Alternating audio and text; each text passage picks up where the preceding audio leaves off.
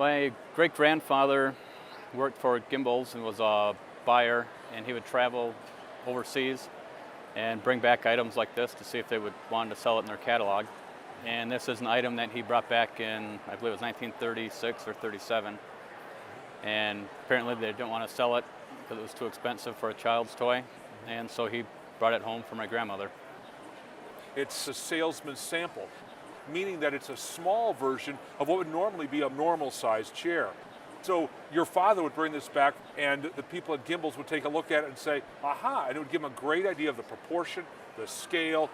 It also moves back and forth, the tricks it does, all that type of stuff.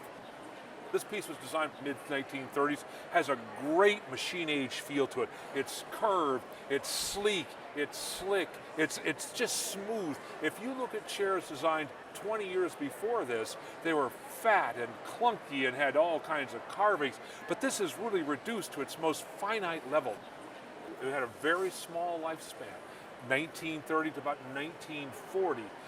Americans didn't catch on to machine age design until almost 1930, and by the time the war started, World War II started in 1940, 1941, it was gone, it disappeared. Okay. Real American modern started after World War II. So this design was very limited, had a very short production style. As far as a collector's item, it really has several different collector interests. One, it's a salesman sample, and there's lots of people that collect salesman samples.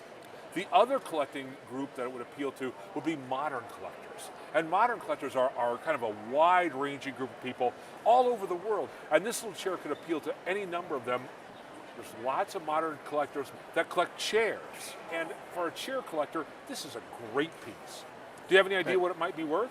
No, like I know, $60 back then, I believe, is what they're going to sell it for. At auction today, you're probably looking at, for this chair, in the $2,000, $2,500 range, somewhere around there.